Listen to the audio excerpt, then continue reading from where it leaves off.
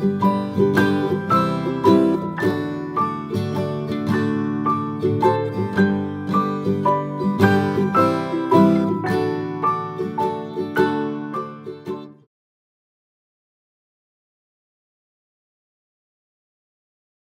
位同学，大家好。我们前面说过，我们这个课程的一个阅读主题之一是引法文学与社会实践。好，前面说了，我们在引法文学里面呢，我们选读了黄春明的《放生》这本小说里面的售票口引法上面的银须上的春天之类的。好，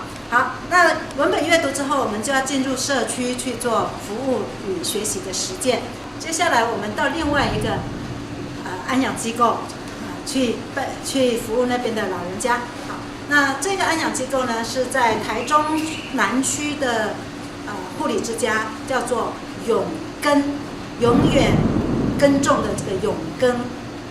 老人安养中心。这个安养中心呢算是一个优质的安养中心它是一个社区型的老人养护中心，提供高品质的照护与养护居住环境，营造老人熟悉、亲切、温馨、安全、和乐生活的一个空间。通常会住在这里的老人家呢，大概是慢性病或者是出院后还需要长期照顾的老人家已经比较自理能力比较没有那么方便，没有那么健全的这个长辈会安置在这个地方。那我们办了一次全班一起到这个地方来认识长辈的一个课程。我们请这个安养中心的社工督导涂金芬督导帮我们做一些引领与解说。那在经过督导的解说之后，同学们对长辈的身心状态跟他们的在这里生活的情形呢有更进一步的了解之后我们就开始再进一步洽谈，我们可以来帮长辈们做些什么。那督导呢，他就灵机一动想到，事实上也不是灵机一动，因为之前我比较早的时候我就已经跟他说我有这个计划，那他可能也做了一些思考。那他说这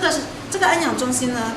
其实不缺乏志工常常都会有大专生或者是社会人士来这里当志工，但是他比较缺乏的是比较大批的像这种大专生的这种整批的志工来帮他们做一些实践一些他们想要做的一些计划那于是我们就进行了合作原来我们想要自己提供一些老人益智的游戏督导呢，他已经想好一些可以帮助老人家的游戏于是我们就开始了这个合作计划。那我的部分呢，我们班上的部分，我们就把同学分成10个小组，那每个小组至少要去3次，所以每一个人至少要去3次。那每次从9点半到11点半那这中间他们来做服务那每一次的活动呢，会有不是很相同的一个内容例如第一次的时候那教长辈打牌因为涂金芬督导说这个打牌其实是蛮能够锻炼长辈的脑力可以延缓他们的老人失智。那同学们呢，对于打牌又比较擅长那所以就让同学们来跟长辈玩扑克牌。那我对同学们的要求就是长辈至少每一个长辈呢都要有一个同学去陪伴。那小组之中呢，有一些同学是教长辈们玩牌的，有些人是陪伴的，有些长辈他不喜欢玩他认为这个玩牌是赌博的游戏，不是品德高尚的行为所以他们可能就在旁边看或者是做自己的事。那这个时候我们的同学们就要有人去陪那个长辈聊天那总之呢，在这个活动里面，透过打牌，一方面是让长辈得到陪伴，然后以这个方式让长辈跟我们的同学们可以进行互动。那一方面又可以锻炼长辈他们的这个大脑那另外一方面，我们的同学也开始也会需要熟练他们的台语因为要跟长辈沟通那我跟同学们说呢，你在跟长辈玩牌的时候，你不要不要帮他玩，不要替他做决定啊，要反过来当一个小老师，然后有时候是考长辈这个10点半3点加7点是多少这个是几点？这样子长辈的大脑就可以不断的去运转。那每一次的活动不一样那有时候他们是来玩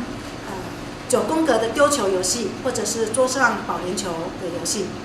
那这不同的游戏都对长辈会有不同的这个大脑训练的一个作用。那也是一样我认为至少要有3次以上呢，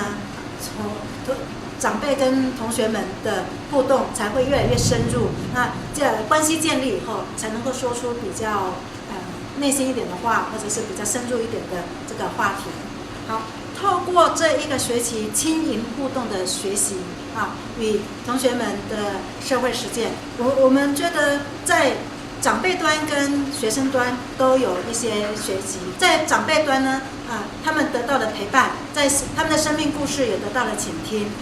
他们的经验又得到了他们的经验跟生命故事又得到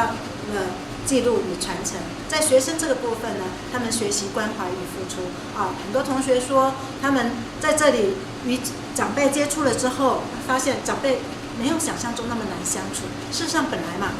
以前我们说家有一老如有一宝，只是现在我们都比较不懂得珍惜老人之宝。那同学在这接触之后，发现其实老人家不但不是那么的难相处的，那么难沟通，而且呢他们还很可爱又可以分享很多的生命故事，有很多的发人深省的智慧发现这是很宝贵的一个经验那另外呢，有一些同学在这个安养中心看到了一些长辈，他们在交谈之中了解到他们对于孩子的期盼他们长辈们最期盼的就是孩子来看望孩子的陪伴让他们感到对长辈有一些同情，同时有一些同理同时也反省到自己家里的阿公阿嬷或外公外婆一定也很期盼自己回去跟他们多互动所以他们很多人的心得里面就是说假日的时候我要回去看阿公阿嬷，我要陪他们聊聊天。好，那学生端呢也接收到长者的社会经验与人生智慧学习长辈的一些，甚至于学习到一些专业技艺累积这些经验都可以累积到他们未来创业或就业的一个能量。好，所以这一段这个课程1个学期下来我们综合这个服务与学习的意义大概可以综合为第一个呢同学们学习到如何照顾老人家因为有实践嘛那也增进了同学们之间也增进了互动因为大家一起去进行这个服务实践的工作。那同时我们也把无形的校园延伸出去因为把这个社会关怀实践当作我们课程的一部分去到外面去学习，所以这个校园的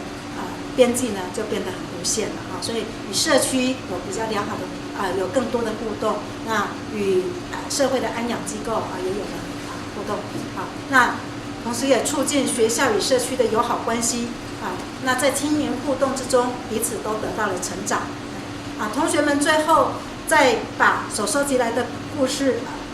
所收集来的这个生命故事的素材创作成绘本，这个也发挥了创意书写的习作的专业能力跟习作